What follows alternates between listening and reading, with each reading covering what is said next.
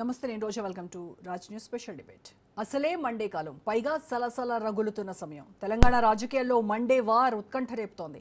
ఒకే రోజు సీఎం రేవంత్ రెడ్డి, మాజీ సీఎం కేసీఆర్ సభలు ఉండటంతో అందరి దృష్టి పడింది. రాష్ట్ర వ్యాప్తంగా హై వోల్టేజ్ పొలిటికల్ హీట్ నెలకొంది. మేడిగడ్డ సాక్షిగా ప్రజా పాలన అంటూ ప్రత్యర్థులపై మాటల తూటాలు పేల్చనున్నారు ముఖ్యమంత్రి రేవంత్ రెడ్డి. అలాగే జగిత్యాల వేదికగా జంగ్ సైరన్ మోగించేందుకు ప్రజా ఆశీర్వాద సభతో గులాబీ దళం సిద్ధమవుతోంది. కేసీఆర్ స్పీచ్ పైనే జోరుగా చర్చ సాగుతోంది. ఆయన ప్రసంగం ఎలా ఉండబోతోంది, ఏ అంశాలను ప్రస్తావిస్తారు, రేవంత్ ప్రభుత్వాన్ని ఎలా ఇరుకున పెడతారు, కార్యకర్తలకు ఏం దిశానిర్దేశం చేస్తారు అనే ప్రశ్నలు సర్వత్రా వినిపిస్తున్నాయి.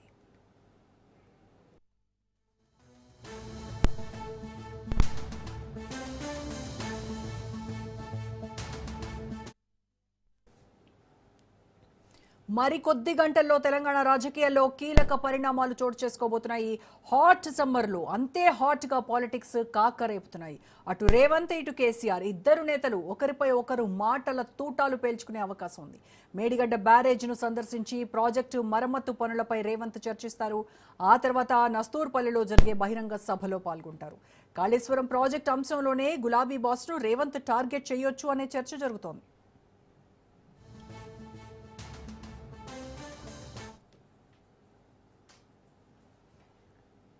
ఏడాది తర్వాత గులాబీ దళపతి ప్రజాక్షేత్రంలోకి వస్తున్నారు. రాష్ట్రంలో ఎలక్షన్ హీట్ పెంచేలా కేసీఆర్ ప్రసంగం ఉండే అవకాశం ఉంది.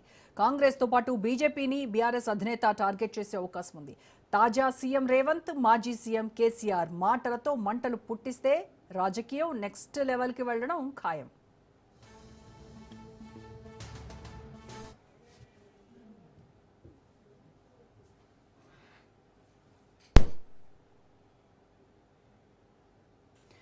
కాళేశ్వరం కేసీఆర్ కలల ప్రాజెక్ట్.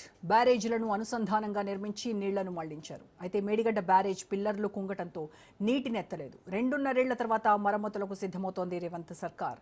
2023 అక్టోబర్ నెలలో మేడిగడ్డ బ్యారేజ్ కుంగిపోయింది.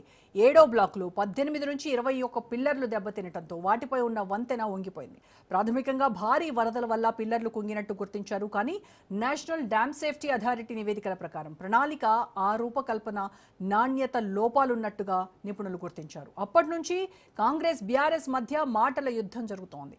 రైట్, ఇవాళే రెండు పార్టీలకు సంబంధించినటువంటి ఒక మాజీ సీఎం, అలాగే ప్రస్తుత సీఎం ఇద్దరూ కూడా, ఒకరేమో మేడిగడ్డ, మరొకరు జగిత్యాల్లో సభలో ఏం మాట్లాడబోతున్నారు, ఒకరి మీద ఒకరు ఏ రకమైనటువంటి విమర్శలు చేసుకోబోతున్నారు, ఇది రాజకీయంగా ఎలాంటి చర్చకు దారితీయబోతోంది అనేది విషయాలు మాట్లాడదాము. రెండు పార్టీలకు సంబంధించినటువంటి నేతలు మనకు అందుబాటులో ఉన్నారు. కాంగ్రెస్ అధికార ప్రతినిధి మద్ది శ్రీనివాస్ రెడ్డి గారు అండ్ బీఆర్ఎస్ నాయకులు బచ్చు శ్రీనివాస్ గారు మనతో జాయిన్ అవుతున్నారు. ఇద్దరికి నమస్కారం అండి. రైట్, శ్రీనివాస్ గారు, మొత్తం మీద అసలే ఎండాకాలం హీట్, చచ్చిపోతున్నాము వేడితో. అలాంటిది రాజకీయంగా మరింత హీటు పుట్టించడానికి అటు మాజీ సీఎం, ఇటు ప్రస్తుత సీఎం ఇద్దరు ఇవాళే బయలుదేరడం ఏంటి? ఈ రోజుకున్నటువంటి ప్రాశస్త్యం ఏంటి, ప్రాముఖ్యత ఏంటి? ఇది యాదృచ్ఛికంగా జరిగిందా, లేదు అనంటే కావాలనే ఒకళ్ళపైన ఒకళ్ళు పోటాపోటీగా ఈ సభలు ప్రజల దృష్టిని ఒకరి నుంచి మరొకరు అట్రాక్ట్ చేయడానికి, మళ్లించడానికి చేస్తున్నటువంటి ఎత్తుగడ ఏమనుకోవాలి? శ్రీనివాస్ గారు, మీరు చెప్పండి. రోజా గారు, మొట్టమొదట రాజ్ న్యూస్ వీక్షకులకు, మీకు అక్కడ ఉన్నటువంటి సోదరుడు మద్ది శ్రీనివాస్ రెడ్డి గారికి అందరికి కూడా నమస్తే. జగిత్యాల సభ గురించి మీకు, నాకు, యావత్ తెలంగాణ సమాజానికి ముందస్తు సమాచారం ఉంది. అంటే ఈ రోజు పలానా రోజు పలానా సభ జరుగుతుంది, ఆ సభలో జీవన్ రెడ్డి గారు జాయిన్ అవుతున్నారు ప్రజా ఆశీర్వాద సభలో అని చెప్పేసి అందరికి తెలుసు. కానీ కాంగ్రెస్ ప్రభుత్వం, కాంగ్రెస్ పార్టీ పెద్దలు, ముఖ్యమంత్రి గారు ఈ సభ జరిగే ఈ రోజున ప్రత్యేకించి వారు ఈ షెడ్యూల్ ఖరారైన తర్వాత, బీఆర్ఎస్ పార్టీ షెడ్యూల్ ఖరారైన తర్వాత వారు ప్రభుత్వ పక్షాన మేడిగడ్డ పైన సమీక్ష అనేటువంటి కార్యక్రమం పెట్టుకున్నారు. ఎందుకు అంటే ఇప్పటి వరకు కేసీఆర్ గారు నిర్వహించినటువంటి ఏ సభ కూడా, అంటే ఆయన ఎంటైర్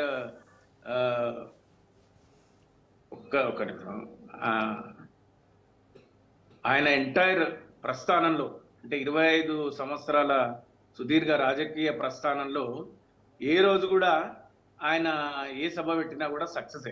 అసలు ఫెయిల్యూర్ అనేటువంటిది లేదు. అట్లాంటి సందర్భంలో ఈ సభ కూడా సక్సెస్ అవుతుంది బై డిఫాల్ట్.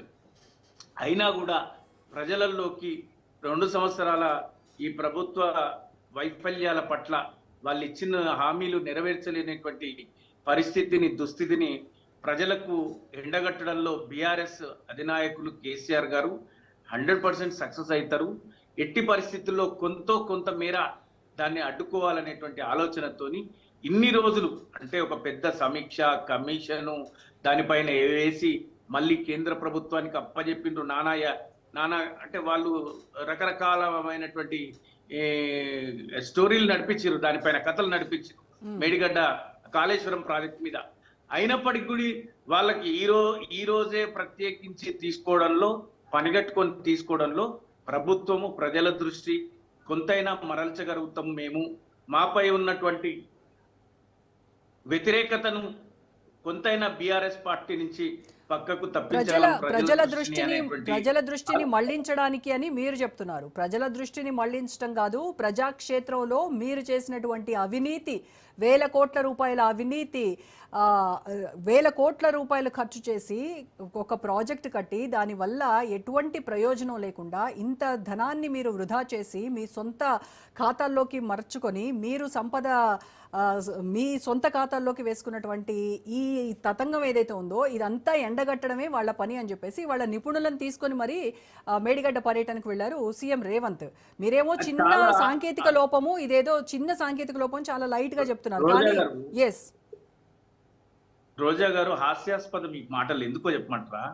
2 సంవత్సరాలు అధికారంలో ఉండి కాళేశ్వరం పైన ఒక కమిషన్ వేసి, ఒక జడ్జి అంటే రిటైర్డ్ జడ్జి గారితో మీరు కమిషన్ వేసి దాని మీద 100 పేజీల 600 పేజీల ఎంతో నివేదిక తెప్పించుకొని కేసీఆర్ గారితో సహా మీరు విచారణకు పిలిపించి విచారణ చేసిన ఈ ప్రభుత్వము ఏ చర్యలు చేపట్టలేకపోయింది. ఇంకా మళ్ళా కొత్తగా ఈరోజు దాంట్లో ఉన్న బ్యారేజ్లు అన్ని వాడుకుంటూ ఈ కష్టకాలంలో, ఎండాకాలంలో ఈ మండుటెండలో ఆ నీళ్లే కాళేశ్వరం ప్రాజెక్టు కింద ఏర్పాటు చేసినటువంటి 23 బ్యారేజ్ల ద్వారా నీళ్లు, ఈ 23 రిజర్వాయర్ల ద్వారా ఉన్నటువంటి నీరుని మళ్లించుకొని ఈరోజు అక్కడ ఉన్నటువంటి రైతాంగానికి నీళ్లు అందిస్తుంది ఇప్పుడున్న రాష్ట్ర ప్రభుత్వం కూడా. ఒక్క మేడిగడ్డ మినహాయిస్తే మిగతా అన్ని రిజర్వాయర్లను కూడా వాడుకుంటుంది. ఇది అందరికి తెలిసిందే, మీడియాకు తెలుసు. ప్రభుత్వం స్వయంగా హరీష్ రావు గారు సభలో మాట్లాడిండ్రు, సభ వెలుపల మాట్లాడిండ్రు. అక్కడ ఉన్న రైతాంగానికి మీరు నీళ్లు ఇవ్వాలంటే నీళ్లు విడుదల చేసినటువంటి పరిస్థితి. ఈరోజు మిడ్ మానేర్కు మనం ఎక్కడి నుంచి నీళ్లు తీసుకెళ్తారో మనం చూస్తున్నాం. అయినా కూడా ఇంకా ఇందులో అవినీతి జరిగితే అవినీతిని బయటపెట్టి శిక్షించాల్సినటువంటి స్థానంలో ఈరోజు ఈ ప్రభుత్వం ఉంది కదా, మళ్ళీ దాని మీద మేము అవినీతిని బయట పెడతాం. అవి ఏంటివి? అసంబద్ధమైనటువంటి వ్యాఖ్యలు. అధికారంలో ఉండి చాతగాని తనంతోని చెప్పిన పనులు చేయలేక ప్రజల ముందు దోషిగా నిలబడ్డ ఈ ప్రభుత్వం ప్రజాక్షేత్రంలో ప్రజల దృష్టి మరలించడానికి కొత్త ఎత్తుగడ తప్ప ఇందులో ఏ విధమైనటువంటి వాస్తవం లేదనేటువంటిది ప్రజలు కూడా తెలిసిపోయింది. రైట్ అండి. శ్రీనివాస్ రెడ్డి గారితో మాట్లాడుతారు. శ్రీనివాస్ రెడ్డి గారు, సరిగ్గా కేసీఆర్ జగిత్యాల్లో సభ పెట్టుకోబోతున్నారు అని తెలిసి